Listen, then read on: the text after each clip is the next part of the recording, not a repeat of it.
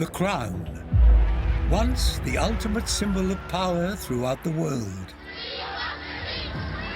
But today, the very nature of royalty is under threat. In this landmark series, we use specialized archive colorization techniques to bring to life over 100 years of royalty. And discover why over half the world's royal families have lost their thrones, while others have kept their crowns on their heads.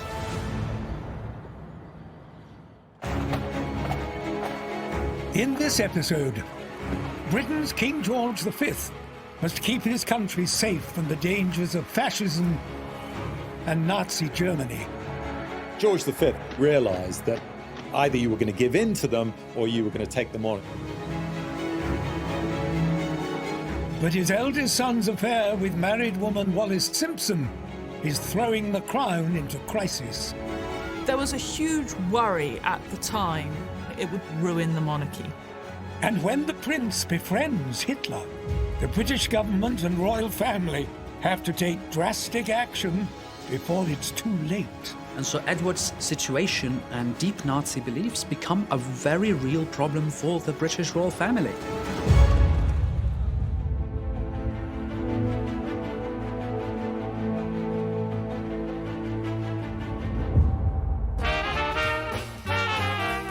It's the 1920s. World War I is over. It's time to celebrate. After the First World War, people were just happy to be alive. We're through the worst of it. We fought a war to end all wars, and now we can look to the future. Europe's major capital cities like Paris and London catch fire with creativity. And a new music scene emerges from America, jazz. The young live fast and party hard. The decade soon becomes known as the Roaring Twenties. Why were they roaring? They were roaring because people wanted to let rip.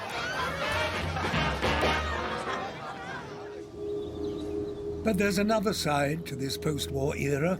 The faces and bodies of the men who sacrificed themselves for this peace.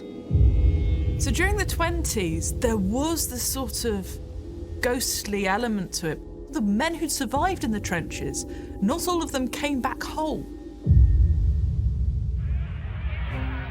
The war's survivors are shell-shocked, and many are angry at the royal rulers who led them into a world war. Anti-monarchy feelings are sweeping across the continent.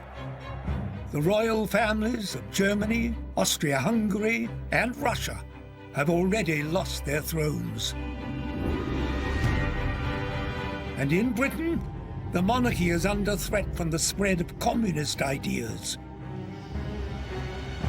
King George V has clung on to his power, but with growing discontent at home after the horrors of World War I, could he be next? There's no doubt that George V was affected by this revolutionary turmoil at the end of the First World War. He's seen two of his cousins, Nicholas and Wilhelm, topple from their thrones. He knew that if he was going to retain his throne, he was going to have to do something to connect with his people. While George looks for a way to keep the British public on his side, he witnesses one of his royal allies in Europe take a huge political gamble to stay on the throne.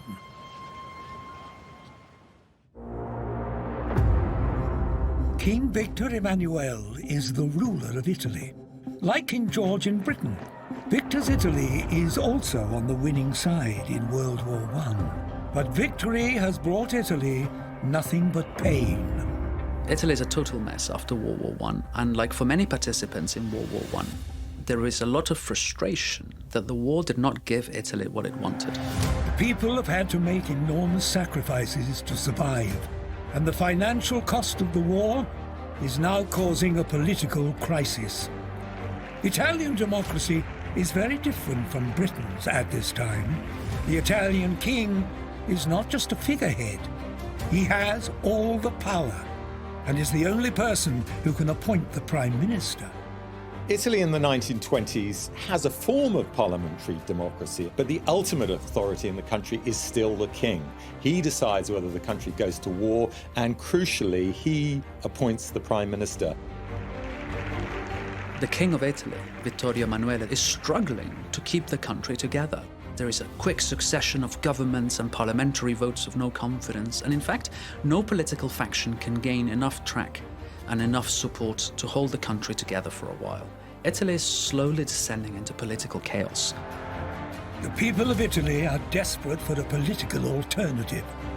But if communism takes hold in Italy, this will put the king in a dangerous position.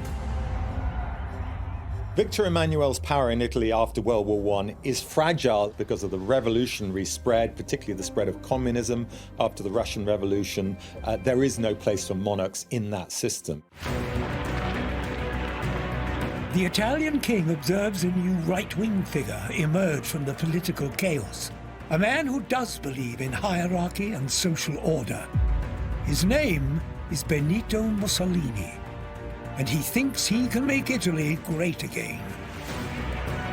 Mussolini wanted to revive the Roman Empire and create a massive, shall we say, Italian space in the Mediterranean for the Italian race to thrive. Mussolini's vision for Italy follows a new ideology called fascism. Fascism is an ultranationalist, authoritarian, racist political movement that believed in state control of the economy, the regimentation of society, and what fascism did not accept is that everyone was equal. When Victor Emmanuel hears about fascism, he's intrigued. Could Mussolini defend Italy from communism and help him stay on the throne? Mussolini's right-wing party rapidly grows in popularity, and at a fascist rally in October 1922, Mussolini gives his followers a command to march on the capital of Italy and the seat of the king's power, Rome.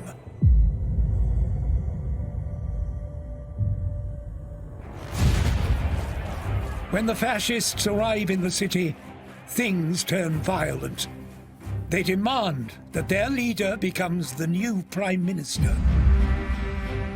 By unleashing this, effectively a coup d'etat against the existing government in Italy, there is a tremendous threat of bloodshed. Now Victor Emmanuel must make a choice. Will he allow the fascists to continue the march, or will he use his military to crush them? The then prime minister, who's a liberal prime minister, says to the king, look, these guys are marching on Rome, but don't worry, the military have assured me we can deal with them, no problem. You just need to give me the order. But Victor Emmanuel never gives the command. Instead, the king decides to make Mussolini his new prime minister.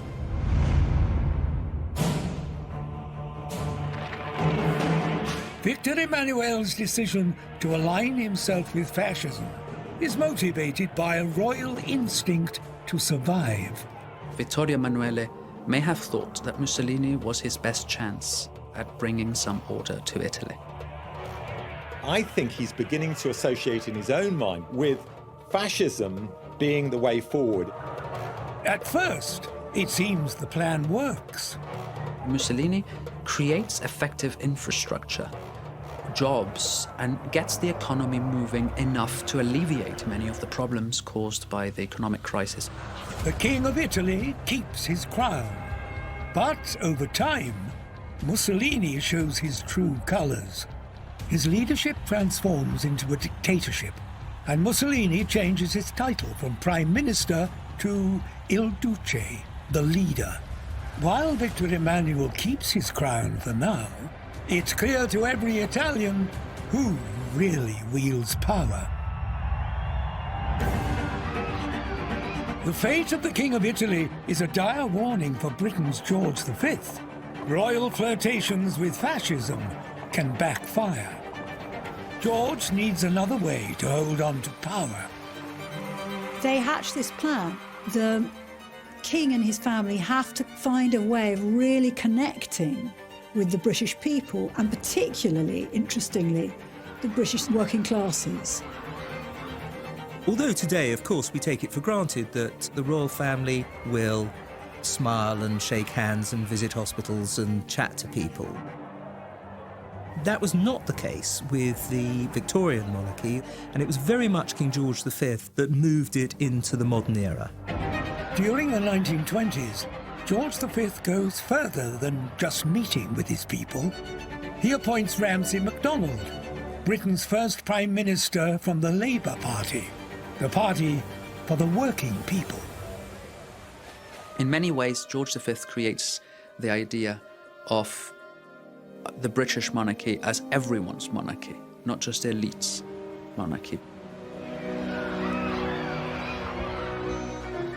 Then, in 1932, perhaps the most significant change George V makes is when he speaks to his subjects personally, through the magic of radio, in what becomes known as the King's Christmas speech. I speak now from my home and from my heart to you all. To all, to each, I wish a happy Christmas. God bless you. Although he had this very ponderous, sort of slow, rather melancholy delivery, people absolutely loved it. You have the voice of the empire coming through to you, directly to you. You know, it's a sort of magic thing, isn't it? And it's instantly over the airwaves. This fantastically important person is talking straight into your living room. But behind the scenes is a dark secret. The king is terminally ill. Diagnosed with chronic bronchitis, he is only expected to live a few more years. George must ensure whoever inherits the throne continues to win the love and respect of the British people. The future of the monarchy depends upon it. King George V's two eldest sons are Prince Edward, the heir to the throne, and Prince Bertie, who, as the second oldest son, is the so-called spare to the throne. As king, you've got to have an heir to inherit everything and a spare in case that person dies before you do. The two brothers are total opposites, and Edward seems to get all the fun.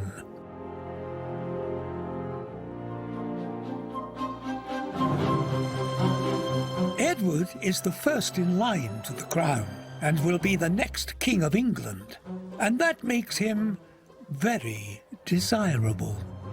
As a young man, Prince Edward was probably the most eligible bachelor in the world. He was somebody who was very good looking, he was very charming, he was magnetic to women.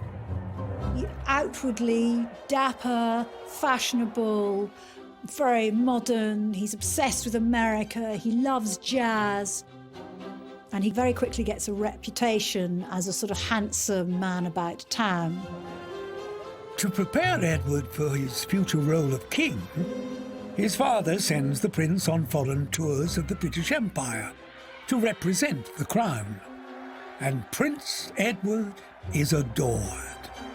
If you look at the public perception, of course, he was greeted as hugely popular because he was charming, he had a wonderful smile, he had film star good looks. Prince Edward had this charisma to him. He was somebody who people could actually warm to. But behind the good looks and charm, Edward is also haunted by the legacy of World War I. He served in the British Army and saw the war's horrors firsthand. But, unlike other men of his generation, the prince didn't fight on the front line. I think there might have been a bit of survivor's guilt. There was a feeling that although he was allowed to join up, he hadn't been allowed to do the job. During the 20s and 30s, the handsome prince gains a reputation as a ladies' man. It became very clear that actually Edward loved the company of the various women that he was meeting on his tours. Although King George wants his son to connect with the people, this is not what he had in mind. George would like him to marry possibly a princess, but actually a nice, suitable, aristocratic English rose. He gets this sort of horrible feeling, oh no, here's this sort of loose cannon in the royal family at a time where I cannot afford a loose cannon if we're to keep the monarchy together. And Edward seems to have a particular choice in the women he wants. Married women. Prince Edward having relationships with married women makes a lot of sense because, you know, if an accident happened, if one of them got pregnant, well, so what? That's normal in a marriage for somebody to get pregnant. Nobody needs to know that it's the illegitimate son of the future king. As King George's illness gets worse, so do his fears for his playboy son and the future of the British throne. He writes to the Prime Minister of England and shares a deeply personal wish that the crown skips Edward and instead goes to his second son, Bertie. After I'm dead, the boy will ruin himself within 12 months. I pray to God that my eldest son will never marry and that nothing will come between Bertie and the throne. He was frightened that his son would take up all of his hard work and throw it away. But King George is powerless to change the line of succession. After he dies, Edward, his oldest son, will become King of Britain. And his son will have to face a new threat to Britain's peace. This time from abroad, Adolf Hitler. Since losing World War I, Germany has abolished its monarchy, which saw George V's royal cousin, Kaiser Wilhelm, the Emperor of Germany, thrown out of the country. And now Adolf Hitler, the leader of the far-right Nazi party, has taken control. Hitler's leadership style is inspired by none other than Italy's Benito Mussolini. Adolf Hitler very much used Mussolini's fascism in Italy as a template for what he wanted to do in Germany. Hitler tries to emulate the ways in which Mussolini speaks as a big, declamatory style, Italiani. And so Hitler, 10 years later, would also begin speeches decrying German folk, and so on and so forth. He even copied Mussolini's style in a physical sense. Mussolini soon becomes one of Hitler's closest allies, and they both build up armed forces and put on great military shows. One will visit the other, and there'll be a great display of their armed forces. You know, this is how powerful we are. Anyone looking from the outside and seeing these great displays of military strength must have imagined that trouble was ahead. Like Mussolini, Hitler also has ambitions to create a new empire through territorial expansion. He is determined to make up for Germany's humiliating defeat in World War I. Over in Britain, King George V is deeply worried. He hasn't forgotten the horrors of World War I. And now, another global war is on the horizon that could threaten his crown.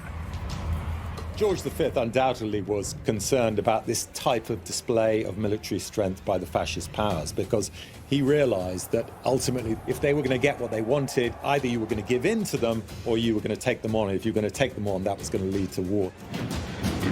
Hitler begins building up one of the most powerful armies the world has ever seen.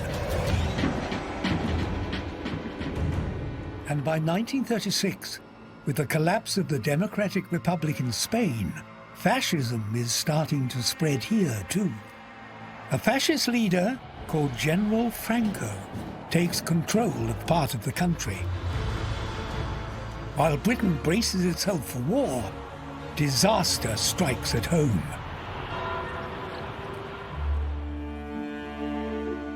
King George V, who has led Britain through the last war, dies. His oldest son inherits the throne and becomes King Edward VIII. But while his father rejected fascism, what does Edward think? Everybody was looking at him thinking, what's he going to do next? Where could this go? At his father's funeral, Edward faces his first test of character. He becomes the target of a fascist plot that could destabilize the British throne. His German cousin, the Duke of Coburg, has been sent on a secret mission to try and turn Edward into a supporter of Hitler. The Duke is a devout Nazi and even turns up to King George's funeral in a Nazi uniform. He was a believer and a close friend of Hitler, and he had been trying many times to get close to Edward.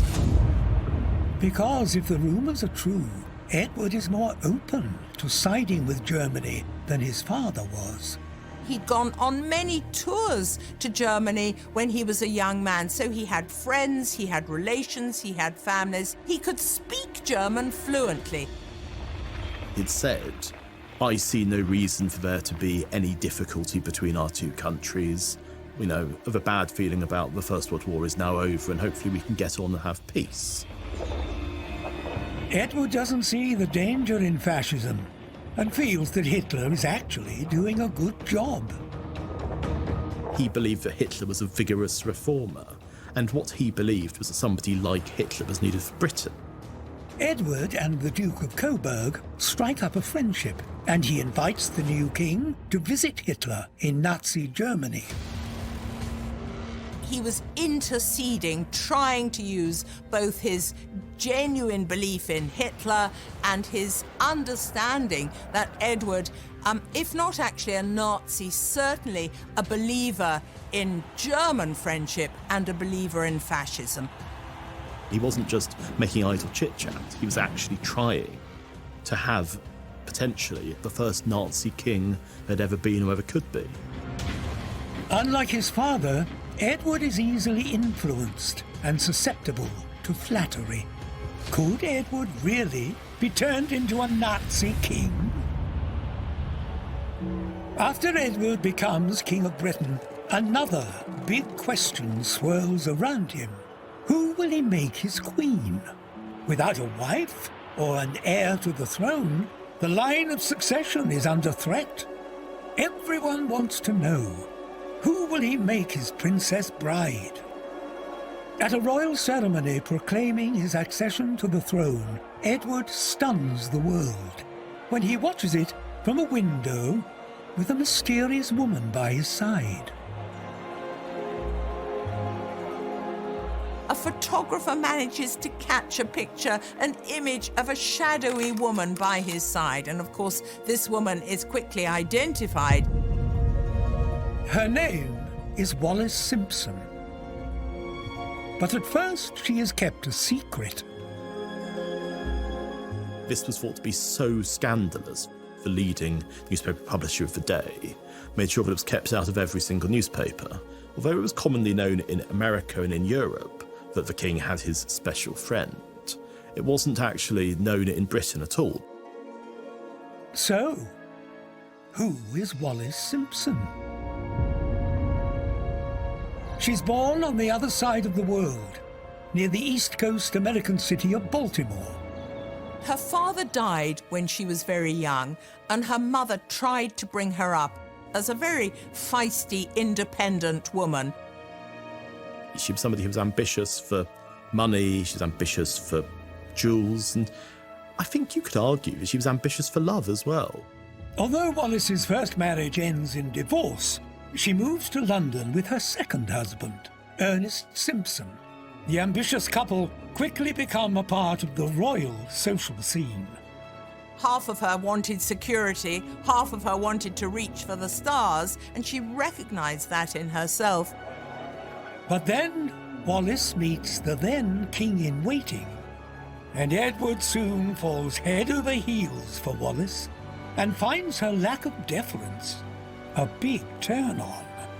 She doesn't